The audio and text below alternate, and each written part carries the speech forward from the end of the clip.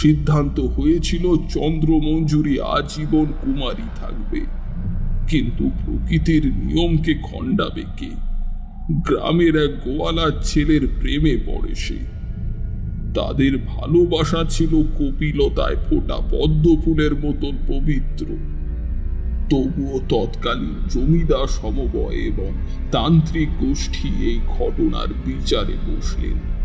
সেই বিচার সভাতেই তিলকোত্রম্বক এবং তৎকালীন দিঘল গ্রামের জমিদার স্বয়ং নন্দন বাড়ির পূর্বপুরুষ পৃথ্বীরাজ রায়চৌধুরীও উপস্থিত ছিলেন।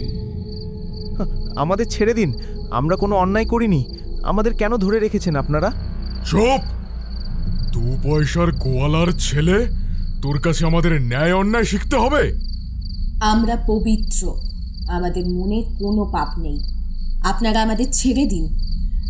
আমি যতদিন বেঁচে থাকবো এই দ্বার কোনোদিনও বন্ধ হবে না। শুধু আমাদেরকে একসাথে থাকার অনুমতি দিন। আমি কথা দিচ্ছি, আমি চিরকাল এই সাধন ভূমির উদ্দেশ্যে নিজেকে সমর্পিত করে রাখব। আমি পুরোহিত কন্যা, আমি মিথ্যের দাসী নই। তুই কলঙ্কিত, তুই পাপিষ্ঠা। তোর কথা এখানে কেউ বিশ্বাস করবে না। সংসারের প্রেম কোনো মানুষকে আজীবন সাধন উপযোগী রাখতে পারে না। তুই বল, তুই ওই গোয়ালার ছেলেকে ছাড়বি কিনা? আমার জীবিত অবস্থায় তো নয়। আমাদের ভালোবাসা কোনো মাটির খেলনা নয়, যেটা যখন খুশি ভেঙে ফেলা যায়। শুধু এই জন্ম নয়, আগামী 7 জন্মও কম পড়বে আমাদেরকে আলাদা করার জন্য। মারে, অনর্থ করিস না।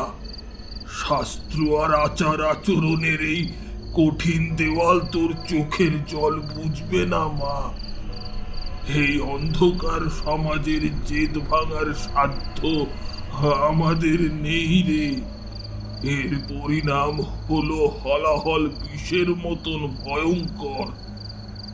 তুই ওই ছেলেটাকে ছেড়ে দে মা, সমাজকে শান্ত কর।